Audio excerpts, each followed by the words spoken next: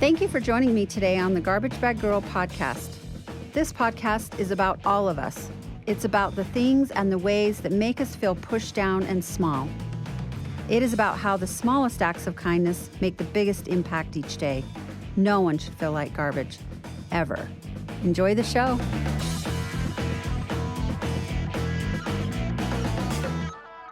Hi, this is Celeste, author of Garbage Bag Girl, and welcome to the Garbage Bag Girl podcast.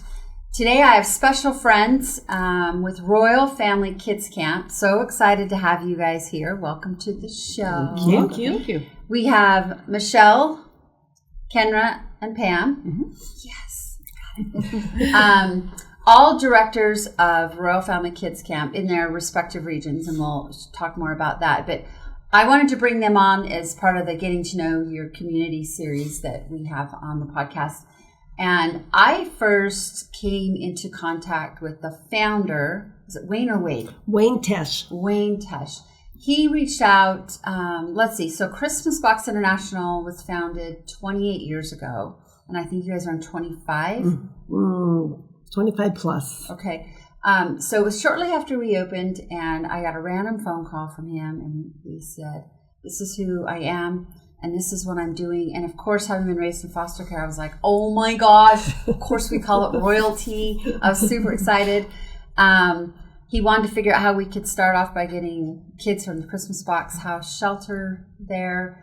And it was just kind of my first introduction to this very warm man who was super excited.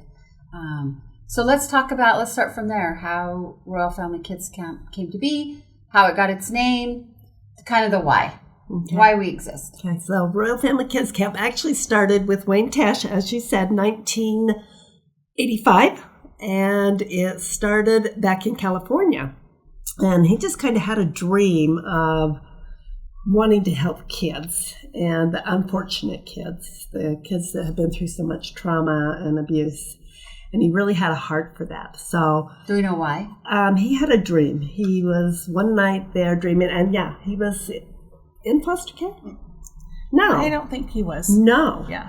I don't remember saying that. It was not, he wasn't in foster care. He had church, the church that he was going to had some kids that had been going through a few things, and someone had come up to him and was saying, why don't we do something for that? And so he kind of had that challenge, and with his heart for kids and that challenge to help the abused, neglected kids, Royal Family Kids Camp started. And it's called Royal because? Royal because we actually treat them with royalty.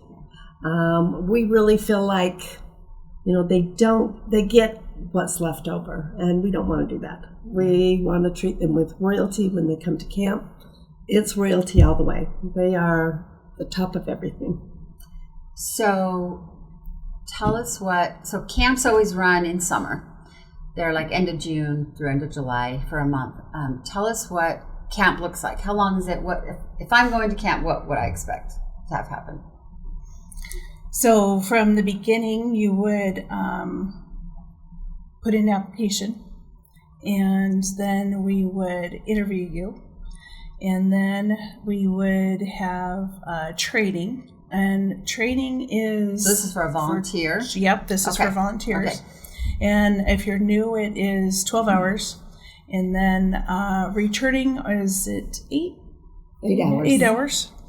And then let's see. And then we would, what's next? Background check. Background check. Yep. And then we would, we go to camp the night before we get the kids and set up. So all the volunteers show up and help with that. Yep. I'm sure that's quite a feat. It is. Try to get everything done in a couple of hours. I mean, I think of setting up just for like one event is kind of a big deal, but the camp's a week. Yeah. Right? Yeah. So that's got to be a lot of... Do you have to put all the beds and everything together? Yeah, we do. All the name. We have big posters and stuff that when the kids come up, we have posters and have their names on them and stuff. Because you're expecting them. Yeah. You know who's coming. Mm-hmm. And they are approved by, so these are kids in foster care, and they're approved by a caseworker by a caseworker or foster family. Sometimes it's the foster family Okay. parent that knows of Royal Family Kids Camp. They've had one that has come back. They will bring another camper that they have. When they've got another foster kid, they'll actually bring that child to camp. So we get it through various different sources. So if Utah I have Foster Care. I know a foster kiddo, how would I help them come? Do you want to share that? You can put in an application online, or tell them to put an application online. Okay. So we get kiddos from directly from DCFS, the Division of Child and Family Services. Yep. From them, we also reach out to the Grand Families programs and to other programs. So even if a child's been adopted but they've been in foster care, Yep. they can still come because they've still had that background of trauma and neglect. Okay. So they go online. So we'll share the website on the podcast, and then whether you want to volunteer or you have a kiddo that goes to camp, that's how you'll get involved. Yeah. So tell us the difference, because I would assume from growth, because there was one camp in Salt Lake, right? Yeah. And now you also have a Sandy and a Northern Utah camp, Right. which is why there's 3 of you here. Mhm. Is there a big difference between the 3? Or does the program and it kind of falls suit? So it kind of falls through we pretty much work together, all 3 of us, but we all have our own camps. That's what's so unique and wonderful about Royal Family is we really are a team to help the foster kids. And we have a curriculum that we get from the national office. Wayne Tesh still is a big part of Royal Family Kids Camp. That's great. He helps in putting the curriculum, everything together. They give us supplies that we get from the national office in California. So we're all doing the same thing.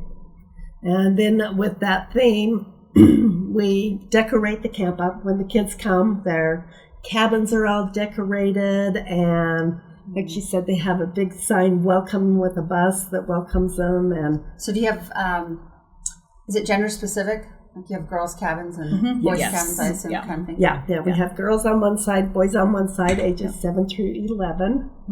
And And then do you kind of have like a house parent? I don't know what else. you would we call have them. a counselor. Okay. We have counselors. So each child, 2-to-1 ratio of a counselor with the camper. Counselors, everybody's been trained. Everybody at camp has been trained, background check, as you said. And yeah, And the 2-to-1 ratio makes sense because you mentioned before this when we were chatting that I asked if you had a cap, and you said, well, it depends on how many volunteers we get. So you start with, here's how many volunteers we have, and therefore this is how many children we can have come to camp. Yeah. I mean, So we're basically staff heavy, kid light. So we each take between 40 and 50 kids depending upon how they come in and how many volunteers that we can get. But then to back that up, we might have 60 to 70 volunteers that serve at camp that week. Yeah. So it's a tremendous Yeah. amount of people you've got to manage, Yeah. there. It's with a lot all of the food. kids. Yes, A lot of food. it's a lot good of food, snacks. though. It's interesting Yeah. because we were talking about, so one of the things I think is so cool is that it's all volunteer ran except for staff, but the volunteers run the camp. And you said it's about $35,000 per camp per year. So tell us how that's funded. And if somebody wanted to help donate, could they find that on their website too? Yes, they could. So it's all funded through donations. We actually do fundraisers. We have our brunch gala in March coming up that kicks off everything for camp. It's so fun. I went last year for the first time. A lot So of great. fun. And you're doing a golf tournament. And And we do grants. For the us. grants. Grants, yep. So there's a lot of different avenues. We also plead donations. Please help us with donations, and you can get that on our website. Each one of our websites, we all have our own individual website. Pretty much the same information, where it's got the campaign application, volunteer application, and a donation to donate to camp. So it isn't a religious camp, but there is, let's call it a godlike component to it. And the founder wanted it that way. He started it to be that way.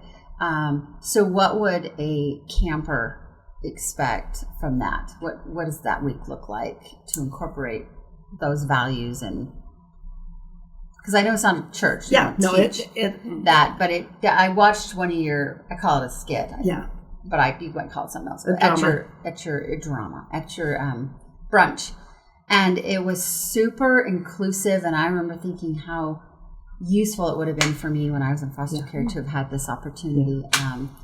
And it didn't feel preachy at all. It was just very humbling, very inclusive, like I said. But there definitely was the God component, and it felt warm and inviting. And so I think there's an interesting way of, we're not preaching, even though you feel that spirit there. Right. You definitely feel the warmth. Yeah, so that's the big part of it. Wayne Tesh really, it all started with that.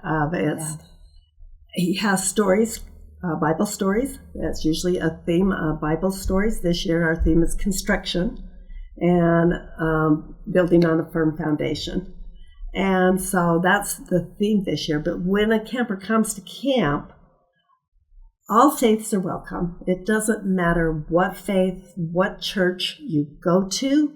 You may not even have a faith or a church, and that's okay. Volunteer or camper, all are welcome. We just want to give the love. Camper will come and they will get a Bible. We don't manipulate, we don't force or anything, because they've already been through a lot of that. Yeah, and that's right. Very much, we do not proselytize or anything. We don't believe in that. We mainly want to just give the love of God. That's really all is what we want to do, is just give the love and let them know no matter what, they're loved. Never forgotten, always loved.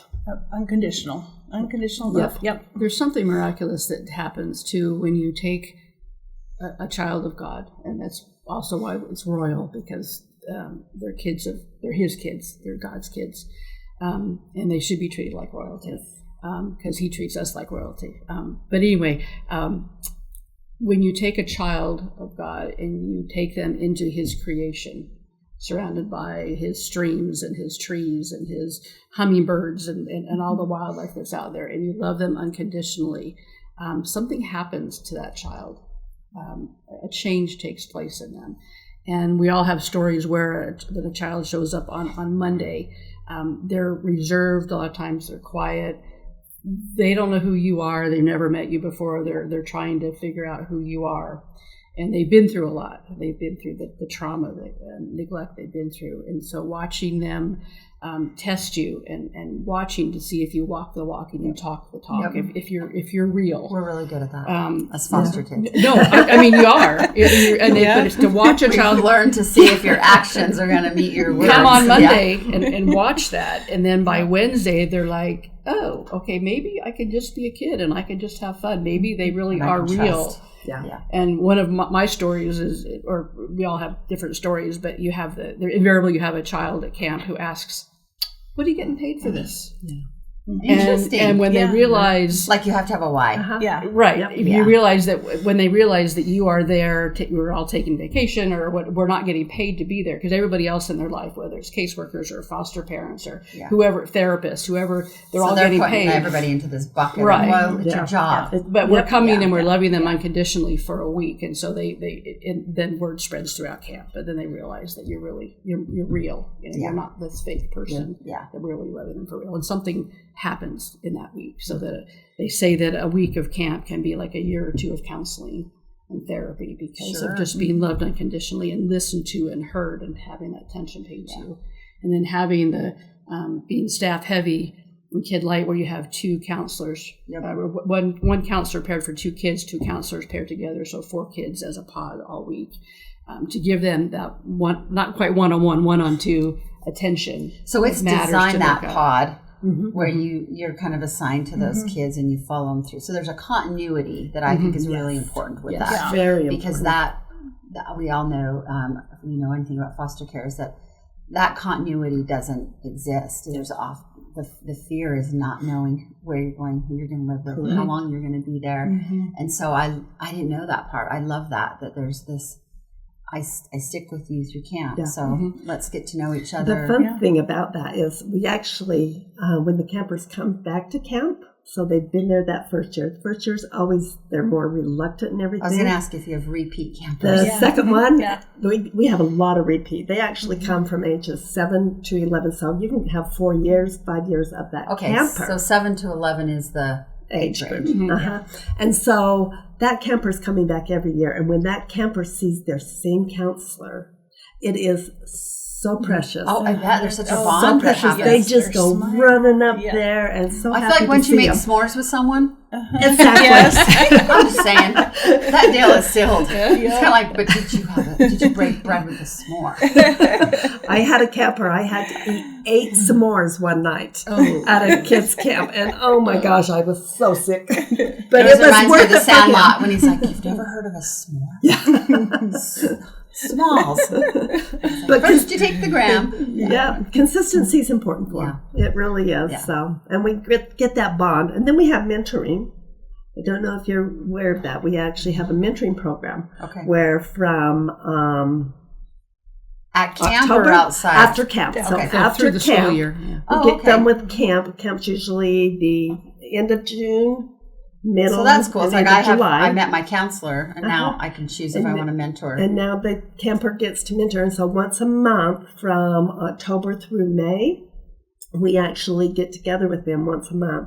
And we basically do camp, just do life together. Talk to them, see how they're doing, to stay consistent in their life. So the bond even gets stronger when you Kind have the of mentoring. a loose Yeah. Big Brothers Big Sisters Yep, program. yep. Yep. There you go. What were you Yeah. going to say? Rachel? Oh, I was just going to say we also can do one-on-one if there's a kiddo that needs just a little extra love. Yeah.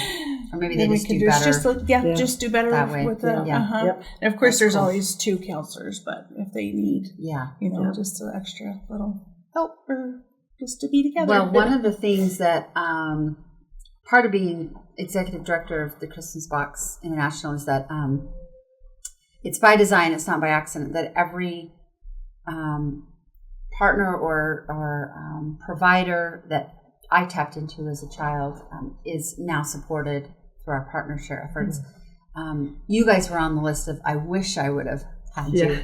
But we have the partner share that you guys are part of. We open here at our donation center our doors twice a year in spring and fall because we believe that, one, Utah's so philanthropic. We're one of the most philanthropic states in the nation. So we have 11,000 nonprofits now. And I think, man, how do you, right? Most people are surprised it's so big. Yeah. But as somebody that's going to donate to a nonprofit, how do you choose? Yeah. And then as a recipient, as a nonprofit, I always think, man, thank you so much for choosing us because there's so many options and there's so many good options. But I also believe outside of our own unique mission statements in the nonprofit sector, we're kind of also tapping into the same families to a certain degree. We reach out different and we provide a different service, but we tap very much in the same families. And so to me, the competitiveness becomes very unnecessary in terms it's grounded by funding and systems that create it to be competitive. But we feel that if the donation is not in the hands of a family, at least we figure about an 8-month time, because that's a good time and cycle for us to make sure we have enough to source to our shelters and then our resource rooms.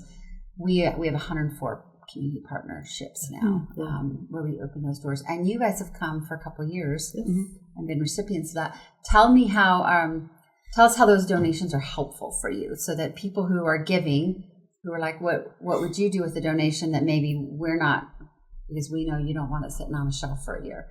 So if we're not going to use it in an 8-month period and we share it out, what are some things that you guys have used those donations for? Well, we use ours directly for the kids at camp, whereas we get blankets that come here, the quilts and blankets, fleeces, backpacks, water bottles. We also find that when kids come to camp, they don't always come with enough clothing or gear with them, and so sometimes people donate socks or underwears or those kind of things, and so we always have a stash of those at camp for the kids that come that don't have those items. So it's not weird. Or shoes or whatever. Yeah. So we'll take a little bit of everything. That's awesome. Hygiene products. Sometimes we get those donated. Toothpaste from dentists and stuff. But we'll take whatever you've got. And then some games too, Legos. We've gotten some of the games for like board games to have at camp for kids to do, like chess or checkers pretty much anything and everything. So think about the effort. I think about you saying you set that up before the kids come. These locations aren't year round, so you have to bring it all in, set it all up, and then tear it all down. What a lot of work. A lot of work. Well, hopefully I get to volunteer this year. I'm going to go through the process and I can help with all that because it sounds so crazy. One of the other things with that donation, though, is the boutique. Yeah, the boutique. That we do the boutique with the kids, and they have we have like a little store area, and they can go in and pick out some clothes. And I had one little boy. He was like, "I don't think I'm going to go in there. That's just dumb. I'm not going to do it." Well, you can. That's okay. That's fine. So we were getting ready to shut it down, and he was, okay, I want to go see what everybody's doing. Well, he picked out these black patent leather shoes, and they're about, couple 2 sizes big. He wore those for the rest of the camp, and he was just had his chin up and was so happy because he had these patent shoes. And oh, that's cute. And his sister, they pick out things for their siblings. It is like, I'm going to really go home neat. and I'm going to bring this for my brother or sister. That's cute. That partner share has been such a benefit to our camps. And that's one thing I love about Utah here is that I've seen nonprofits work together. Yeah, that's right. That is the one thing I love. And I think Christmas Box really portrays that of working together, because we can't all do it. Yeah. Just one nonprofit. That's right. We all have to be together. But that's literal. It does. Not figuratively speaking. Yes. So it's great. It's been really good. It's pretty awesome. I remember. Well, first of all, I'm grateful to foster families who take kids in, and we know they don't make a lot of money, and I feel like this must be a great opportunity, though, for them to have a break. Yes. Oh, yes. Without it being a weird. So being in foster care, the tough thing for me, besides losing my biological family, was that they always had their own biological family dynamics. Those are natural. Those are just the natural connections that are not as forced because we innately belong together, kind of thing. So I remember going into homes thinking, I don't know how I'm going to fit. I don't know what religion they're going to be. I don't know if I'm going to look anything like them. Like, for me, it was, how am I going to not look like a foster kid? I was super uncomfortable about it. Didn't take any pride in bringing my things from place to place in a garbage bag. Now today I'm like, I'm a garbage bag girl. I take a different pride set with it.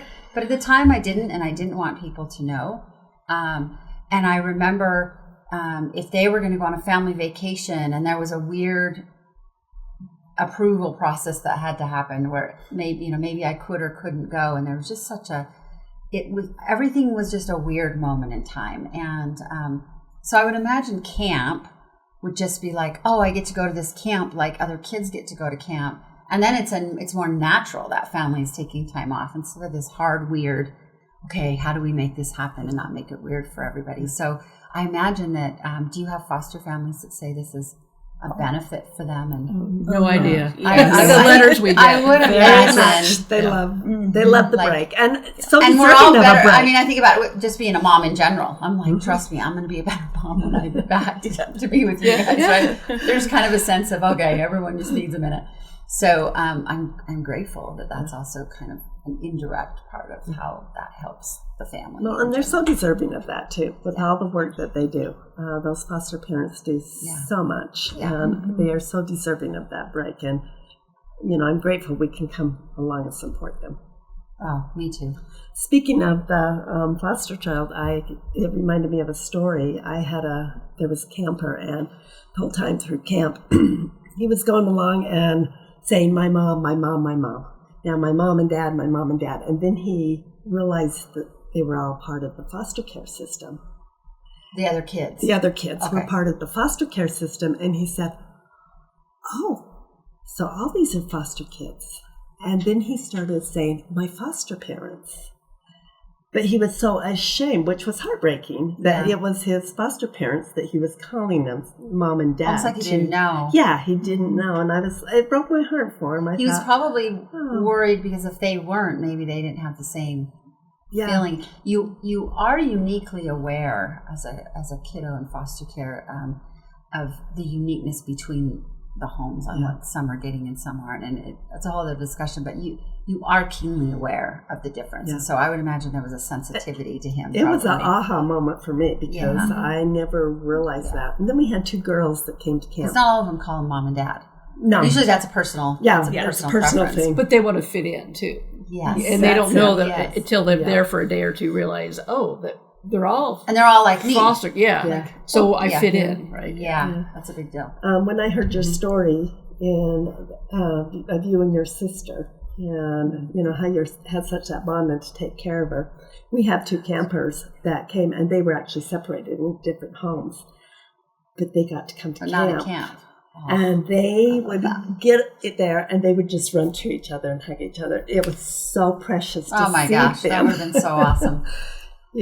For 4 years they did that, and every year I get to see my sister. It was so fun. And what a cool environment! Like we get to go to camp together. It almost feels normal. Yeah, For just that week, for a whole week. you'd almost feel like this is what other siblings do. Right. That's Well, there's different stories because from Michelle's camp, from the previous directors, one of the stories is that they would come to camp. And so we do kids 7 to 11 for a reason. Because once they get past 11, they start entering puberty, and that's a whole different set of that's things. a whole staffing. We can that's a talk whole- later we all about know, that. yeah. Yeah, so it's a whole different That's a issue. teen So, camp. That's totally different. We want to do it. which we want to get a teen Yeah. camps here in Utah, but we're not quite there yet. But they would have a boy and girl that would come, and they would like hug at camp, and they're like, "Hey, we're trying to keep these separate," until they realized that they were brother and sister, and that's the only time because they had been separated in the foster care system, and they so were how just like- meaningful that was. The other thing is that we do take sibling groups. We've had as many as 4 siblings from one family in foster care that have come to our camp. Wow. And we try to separate the kids from the perspective, and usually age does that, but to give them their own camp experience, because some of these kids come to us parentified, where they're used to taking care of their 3 younger siblings, and we want them to really have the opportunity to have fun and be a kid and not have to worry about, we'll take care of your little sister or little brother, and we'll take care of all of that, so you don't have to worry about it for a week. And the relief that comes over them, that they can just have fun. It breaks your heart because, but they just fall into that naturally. The adult ones anyway. But yes, it's a great We do that. Simply opportunity. you bring that up because at the Christmas Box House, we always say that too. Our motto is every child deserves a childhood, and part of that, having raised my siblings, is someone needs to give you permission to be off duty. And so I really appreciate that, because when kiddos come to a shelter, it's the same concept with staff, where they'll tell a child, why don't you just go out and play, like go have fun, and they'll start to do it, but then they kind of have like their side eyes or checking out their siblings, like and they have to know and be reassured that someone's watching them. And then you see this moment of freedom, and we try to give them like 30 minutes at a time where they just get to play and be, and there's kind of this sense of, oh, I didn't know I wasn't being a kid because nobody gave me permission. That was okay. And to have that for a whole week, I mean, what a gift. Yeah. When I lost my brother and sister, we were also all born addicts. And I was the oldest, so it got worse every child. And by the time my little brother was born, his was so severe we almost lost him. And when they were taken from me, because I never recognized the parental thing until I had a therapist well into my 30s say, the reason this is extra painful for you, Celeste, is because it feels like you lost your children, not your siblings. And I was like, oh, that would have been so helpful to know 10 years ago. Like, now I'm catching up to why that felt so wacky. And it was that. And so to have that, have them separated and taken from me, I remember worrying, who is going to sing my sister her favorite song, Silent Night? And who's going to give my brother, who gets belly aches from all the trauma through his incubator and everything, who's going to hold his bottle just right and know that there's a certain way that he liked it that just kind of settled him in. And those are big fears. They're not just who's holding my sibling's hand. Yeah. It's who is providing and really taking care of them, if it isn't me, because I now have taken on that big role that I wasn't supposed to have, but you're not that in tune. You just know that's what your job is. So, oh my gosh, I would have loved to have reunited with my sister and have that awesome experience. That would have been so pretty wonderful. awesome. The big thing at camp is to let the kid be a kid.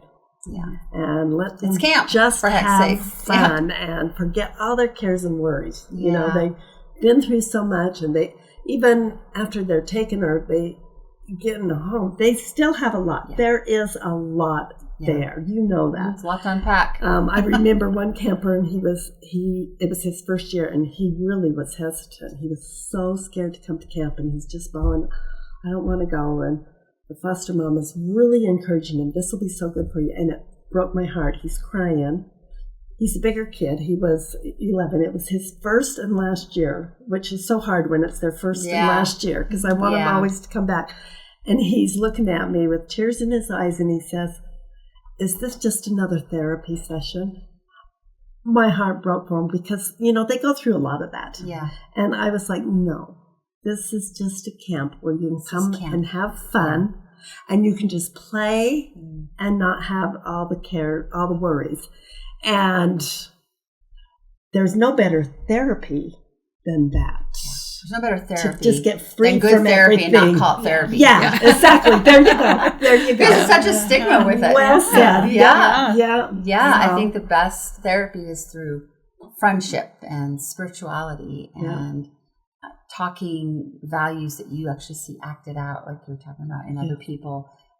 That trust element that comes with that, and that sense. You know, one of the resiliency skills that I always talk about is the ability to connect and nurture, and then that starts to help you look for optimism and all the other resiliency skills that come with that. And so I think that sense of community you guys are offering is, that's invaluable. You cannot put a price on that. That's awesome. Yeah. So good. Well, I love you guys. I think you're doing such good work, such special things. And we have fun times with the kids. We have a we call everybody's birthday party one day. The unbirthday. Because they realized, actually after the first camp that Wayne Tesh did back in 85, they realized they had a gentleman there, a volunteer who was talking about, they were in line to the cafeteria, and he was kind of talking with his wife about, really don't want to be here. This is my birthday. I really wanted to go to a nice fancy restaurant, not be here. And a kid pipes up in the back and just says, I've never had a birthday party. And it kind of shocked everybody, and they started doing research, and they realized that these children get passed through the system so much that the birthdays get missed. Yeah. And so that's why they instituted everybody's birthday party. So it's everybody's birthday party with cake and ice cream or cupcakes or whatever, and gifts, and just, arcade game, or not arcade games, but other kinds of games, ponies, bouncy houses, the whole thing, so they can have fun. Just do that. I love the environment really puts all the diversity and the locations and all the things about the kids, that even different religions or no religion. The camp is really this unifying, okay, we're all kids at camp. Mm-hmm. Exactly. Yeah. I mean, we all get to be the same for a short amount of time, even if we didn't come there the same or leave the same. That is such a common, unique component, I think, to a camp like this. Yeah, for sure. We treat them especially with the girls. The girls get a tea party. So we have ladies come up who do their hair and nails. And for those of us, we get used to doing our hair and nails. Yes, that's what you do. Yeah, you don't think about that, but we have the volunteers that come up that do their hair and do their nails and get them all dressed up, and then we have dresses that people donate. Wow, who we can dress them up in like prom dresses from ladies at the church or whatever, and high heels and accessories, and we just treat them specially, and they've never been treated like that before. And it's almost like, here's what it looks like to be a lady. Yeah, to teach them manners, teach them. It's just so many things, and that starts from how you feel. Yeah, more than anything. From inside. Yeah, from inside. But things that we have all not everybody, but most of us have experienced that these kids have And not we take for experienced. granted. Well, it's just that. normal. Yeah. It's like, oh, I have an event coming up. I better get a manicure. Well, and Yeah, you see a little exactly. camper that gets her pretty dress, and then she wears it all week long. Yes. And it's just so cute. Then we have Trying to to wash ride- it after yeah. camp. but- Trying to ride the horse with their little dress on and their high heels, and Yeah. the feet in the stirrups. But they Yes, feel it's so quite- special, and that's So we what have it's horseback about. riding. We can. Yeah. There's some camps do. Some of us don't. Depends on the facility we're at. Oh, that's true. So it all depends on that. But we do that. The boys, while the girls are doing that, the boys usually have a gym mining or a cowboy roundup. Depends on the year. So the boys get their That's what I was going to special ask what the one. boys do. They do last year we did a gym mining, and they pan for gold and do a little treasure hunt, and we just make it was kind of Indiana Jones thing, and they love it. Oh, that's fun. Oh yeah, the boys love that. That's fun. We do a laser tag. In fact, we did it originally just for the boys, but girls want that too. Yeah. So we're, Well, that's Yeah. the We have to challenge, right? Is incorporate all of you don't know which one's going to want which Yeah. side. So Yeah. yeah. so we make it work, and we just make it all Awesome. about the kids. We have the tea party for the boys too. Yeah. And they dress up, and they are just so proper. Little gentlemen. It's just so just Yeah. little Yeah. gentlemen. It's I love just that. so Cute. precious to see. Yeah. That's awesome. Yeah. Well, I really can't say enough good about what you guys do. It's obviously personal to me, Yeah. but you offer such a unique missing service that I hope people will be encouraged to go onto the website, whether you want to donate your time and be a volunteer, or you know a foster kid in the system that could benefit from this, or you have a donation you can make that can just help them Please. out. All the information is going to be on the website here, and thank you guys for coming. Thank you so much. Super great. Thanks for what Thank you do. you. We appreciate We you. can do what we do without you. Yes. It takes a village. Yeah, it We're takes all in a this together. It takes a village. Come join our village. Yes. That's right.